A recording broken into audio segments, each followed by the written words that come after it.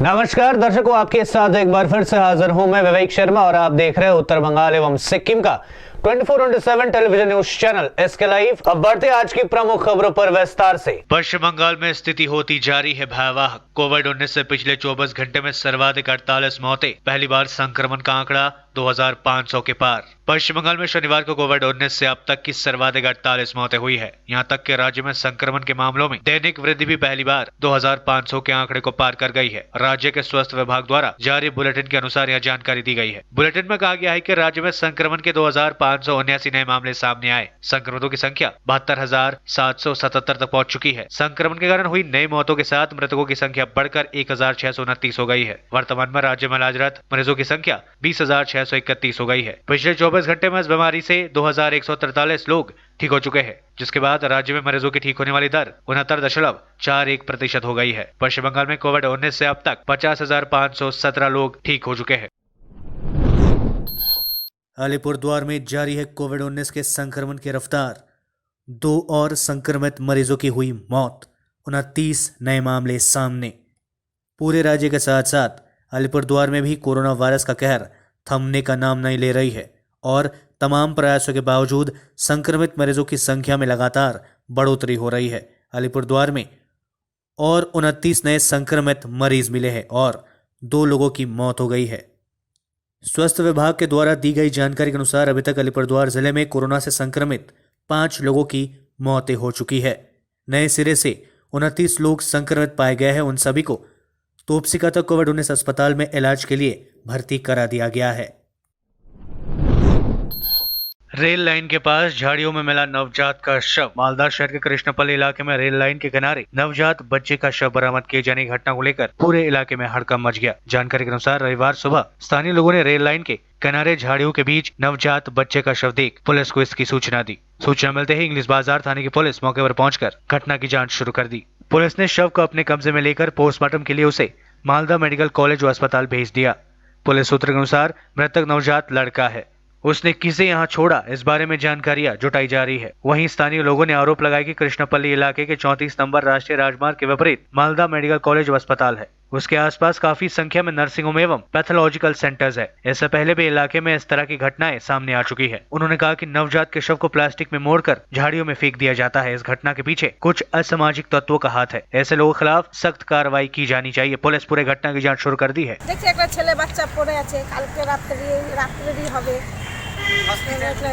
এটা কৃষ্ণপল্লী হাসপাতাল গেট সাবের গেটের মাঝে আছে নার্সিং স্ট্যান্ড আছে সদর হাসপাতাল আছে। তারা করবে যারা নোংরা মেয়ে ছেলে তারাই করবে।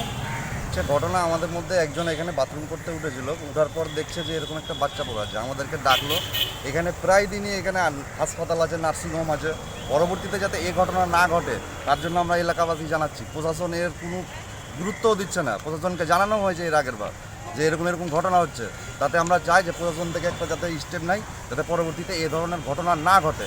এরকম একটা বাচ্চা পাওয়া।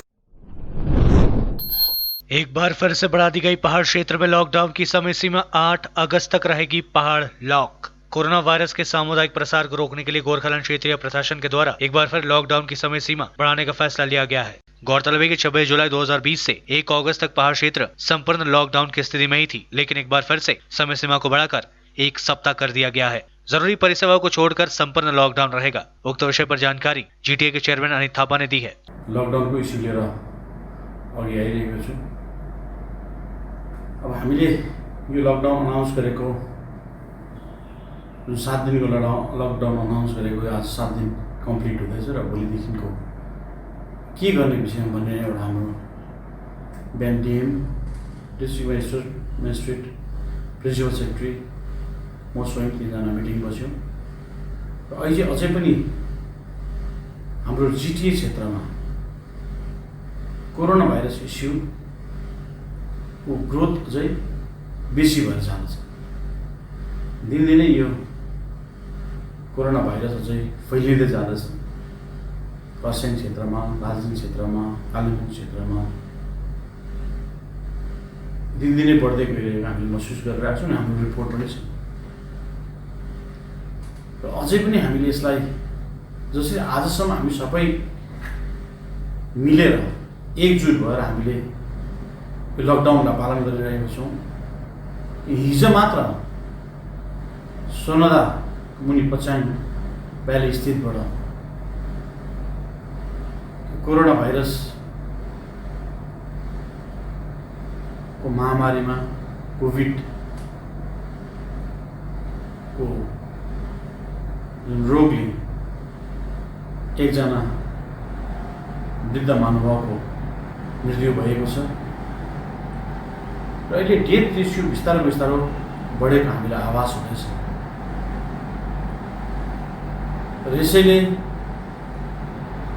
म सबैलाई रिक्वेस्ट गर्छु यस भाइरसबाट मुक्ति पाउनु हो भने हामी अझै एउटा सशक्त भएर यो भाइरससँग लड्नुपर्छ सबै हाम्रो हेल्थ वर्करहरूले हाम्रो एनजिओजहरूले सबै पार्टीका लिडरहरूले एक भएर हामी लडिरहेको छु र अगाडि दिनमा चाहिँ लड्नु छ यसैले हामी यो लकडाउन अझै 7 दिनको लागि हामीले बढाउने निर्णय लिएको छौँ र यसको नोटिफिकेसन आजै फेरि निस्किन्छ।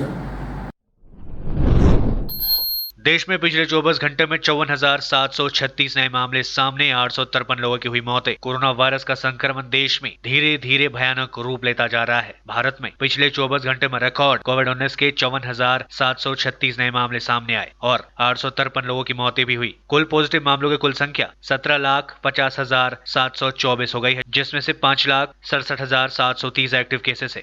11,45,630 लोग ठीक हो चुके हैं। वहीं 37,364 मौतें शामिल है। 15 से 31 जुलाई के बीच देश में संक्रमण के 7.32 लाख नए मामले सामने आए। पिछले महीने इस महामारी के देश में 19,111 लोगों की मौतें हुई थी, जो अब तक संक्रमण से सामने आए मौतों के कुल 36,511 मामलों का 52.34% है। भारत और चीन सेना के बीच जारी है कोर कमांडर स्तर की वार्ता। भारत और चीन की सेनाओं के बीच आज वास्तविक नियंत्रण रेखा के पास मोल्डो में कोर कमांडर स्तर की वार्ता हो रही है। बैठक सुबह 11 बजे शुरू हुई है। इस दौरान भारत का पूरा ध्यान फिंगर क्षेत्र से चीनी सेना के पूरी तरह से पीछे हटाने पर केंद्रित होगा। बता दें कि सीमा विवाद को लेकर दोनों देशों के बीच सैन्य व कूटनीतिक स्तर पर कई चरणों में बातचीत हुई है। इसके तहत कमांडर स्तर पर 4 चरणों में वार्ता हुई है। इससे पहले गुरुवार को भारतीय विदेश मंत्रालय ने कहा कि पूर्वी लद्दाख के LAC पर सभी इलाकों से चीनी सैनिकों की वापसी की प्रक्रिया अभी भी पूरी नहीं हो पाई है। साथ ही कहा गया है कि चीन को इस मामले में गंभीरता से प्रयास करना चाहिए। विदेश मंत्रालय के प्रवक्ता अनुराग श्रीवास्तव ने इस दौरान कहा कि दोनों पक्षों ने पिछले हफ्ते परामर्श और समन्वय के लिए 17वीं बैठक की और वास्तविक नियंत्रण रेखा LAC पर भारत चीन सीमा क्षेत्रों में स्थिति की समीक्षा की। लेते हैं थोड़ा सा ब्रेक, फिर मिलेंगे ब्रेक के बाद। अपने सपनों को संजोने के लिए ओम डेवलपर्स लेके आया है Shri Shyam farm house villa, जिसकी पहले फेज के सभी प्लॉट्स बिक चुकी हैं और दूसरे फेज की बुकिंग और रजिस्ट्रेशन है चालू। प्लॉट की साइज है 3 से 6 कट्ठा तक, तो देर किस बात की, अभी फोन उठाइए और बुक कीजिए। Shri Shyam farm house villa, Phulbari. Contact number 9609784045 या 9733036000। बहुत जल्द इसके तीसरे फेज की प्लॉट भी लॉन्च होने जा रही है। Wonderful place of education. ICFI University, Sikkim. Committed and dedicated faculty, career-oriented programs, comprehensive mode of learning, vibrant campus life, extracurricular and co-curricular activities, cultural programs will give you wings to your creative thoughts. Enter with aspiration, get educated with inspiration, acquire a wonderful career with perfection. ICFI University, Sikkim. कक्षा 10वीं और 12वीं के बच्चों के लिए है सुनहरा मौका। 10वीं के बच्चों के लिए है पैरामेडिकल कोर्स और 12वीं के लिए है मेडिकल कोर्स। किफायती फीस व बैंक की सुविधा के साथ विभिन्न डिग्री डिप्लोमा है उपलब्ध। सभी स्ट्रीम के बच्चों के लिए खुली है state nursing council and Rajiv Gandhi university and health science and paramedical board, government of Karnataka से मान्यता प्राप्त अदन paramedical and nursing college. Contact number 8016235569, Champasari, Siliguri. आज जहां कोरोना से सभी परेशान, हम लाए हैं कमाने का तरीका आसान। 21वीं सदी में महिलाएं आत्मनिर्भर होकर स्वाभिमान के साथ जीना चाहती है। अगर आप एक गृहिणी हैं और घर से ही मुनाफे वाला व्यवसाय करने का सोच रहे हैं तो आपके लिए सुनहरा मौका लाए हैं टपरवेयर के सिलीगुड़ी स्थित पूरे नॉर्थ बंगाल के डिस्ट्रीब्यूटर नारायणी पार्टी सेल्स। तो सोचिए नहीं, स्क्रीन में दिए गए नंबर में संपर्क कीजिए और विस्तृत जानकारी लीजिए। घर बैठे पैसे कमाए, आज ही फ्री मेंबरशिप लीजिए, अपने सपनों को पूरा कीजिए। मुश्किल की इस घड़ी में आपका साथ ही सिर्फ टपरवेयर। के लिए एसके लाइव ही बेस्ट ऑप्शन है। एसके लाइव का इस क्षेत्र में 24 घंटा टेलीविजन, एंड्रॉइड ऐप और वेबसाइट पर प्रसारण होता है। सोशल मीडिया पर भी हम उपलब्ध हैं। हमारी व्यूवरशिप 9 लाख से अधिक है। सिक्किम, हैथवे और NXT डिजिटल पर, दार्जिलिंग और कालिम्पोंग में दोनों हैथवे और CCN सेटअप बॉक्स पर, क्लामपुर से लेके मैनागुड़ी हैथवे पर, सिटी केबल पर सिलीगुड़ी और आसपास, नक्सलबाड़ी से पानी टंकी तक NXT डिजिटल में। तो सोचिए नहीं, कॉल करें 7908554308। ब्रेक के बाद आपका फिर से स्वागत है। बढ़ते हैं खबरों की तरफ। सीमा पर तनाव के बीच विदेश मंत्री जयशंकर का बड़ा बयान, कहा चीन का मुकाबला करने के लिए तैयार होना ही होगा। भारत और चीन के बीच पूर्वी लद्दाख में तनाव कम नहीं हो रहे हैं। विवादित सीमा पर सैनिकों के पीछे हटने की संभावनाएं कम और कठिन होती दिख रही है। वहीं आज फिर दोनों सेनाओं के बीच कॉर्प्स कमांडर स्तर की बातचीत हो रही है। लेकिन बातचीत से पहले लद्दाख बॉर्डर पर चीन के साथ चल रही टेंशन के बीच विदेश मंत्री एस जयशंकर का बड़ा बयान आया है। एस जयशंकर ने कहा कि हमें चीन का मुकाबला करने के लिए तैयार होना ही होगा। जयशंकर का यह बयान चीन के साथ 5वें दौर की बातचीत से पहले आया है। यह बातचीत पहले रद्द हो गई थी, लेकिन अब यह आज सुबह 11 बजे हो रही है। चीन के मुद्दे पर मीडिया से बातचीत करते हुए जयशंकर बोले कि चीन के साथ संतुलन तक पहुंचना आसान नहीं है। भारत को उसका विरोध करना होगा और मुकाबले के लिए खड़ा ही होना होगा। चीन को संदेश देते हुए जयशंकर ने यह भी साफ कर दिया कि बॉर्डर पर चीन की हरकतों का असर उसके व्यापार पर भी पड़ना तय है।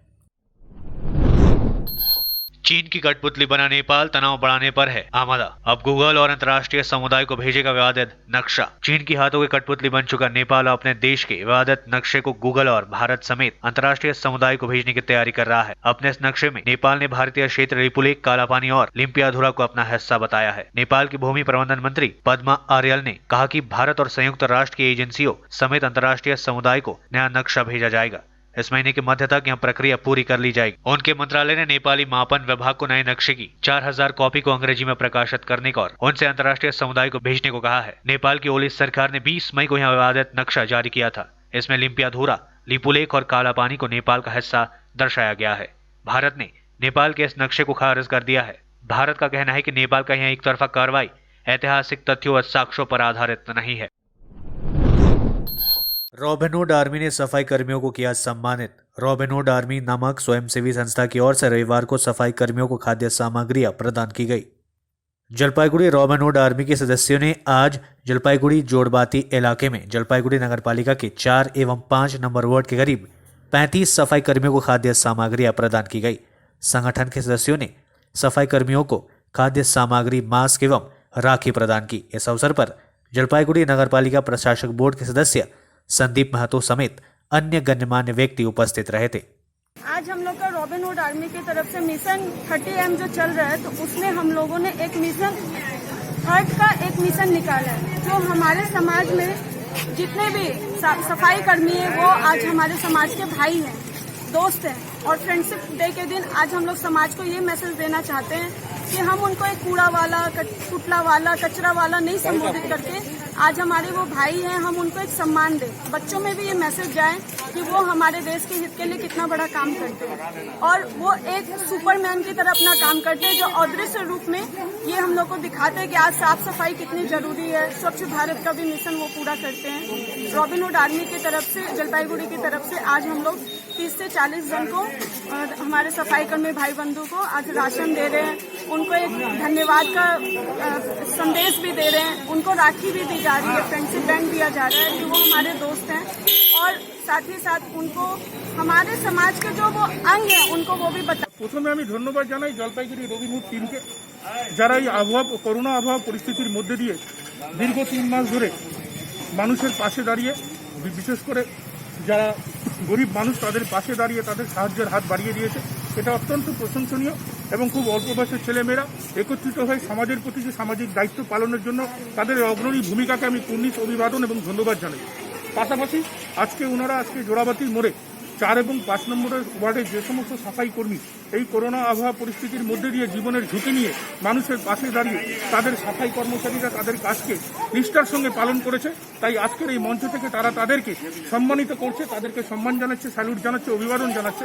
তাই এটা অত্যন্ত প্রশংসনীয় এবং এই ধরনের আগামী দিনে এই ধরনের মানুষরা কাজ করবার ক্ষেত্রে তারা উৎসাহ পাবে এবং সমাজের প্রতি তাদের দায়বদ্ধতা সম্বন্ধে তাদের আরও চিন্তাধারা বাড়বে। दुनिया में जारी है कोरोना वायरस का कहर। अब तक 1.80 करोड़ लोग हो चुके हैं संक्रमित।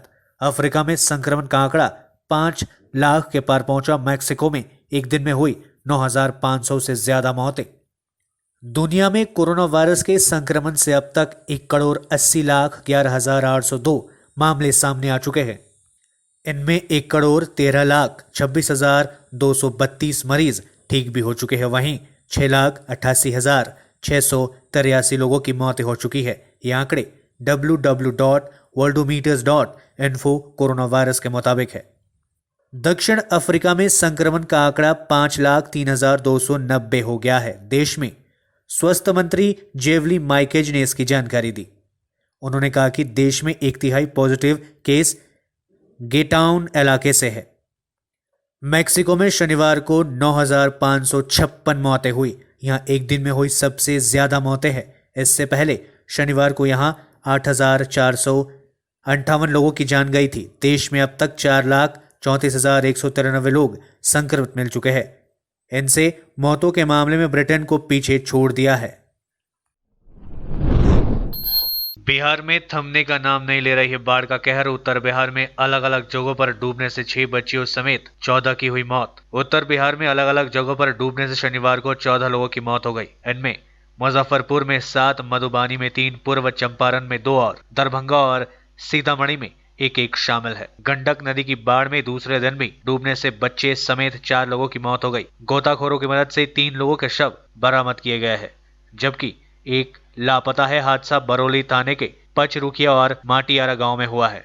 बाढ़ग्रस्त बागजनी पंचायत के पचरुखिया गांव में शौच के लिए जाते समय एक व्यक्ति के डूबने से मौत हो गई, जिसकी पहचान रमन तिवारी के रूप में की गई है। वहीं दूसरी घटना उस वक्त हुई जब मोहम्मदासपुर माटियारा गांव में मेमन चौरसिया का 10 वर्षीय पुत्र सुमित कुमार, श्री भगवान चौरसिया का पुत्र मंटू कुमार व चरणजीत चौरसिया का पुत्र सड़क पर बह रहे पानी को पार कर कहीं जा रहे थे। पानी पार करने के दौरान एक बच्चा तेज धार में बहने लगा, जिससे 2 बच्चे बचाने गए। इस दौरान वे भी पानी। आज के लिए बस इतना ही। तमाम विशेष खबरों के लिए बने रहिए एसके लाइव के साथ। आपका समय, आपकी खबर। धन्यवाद।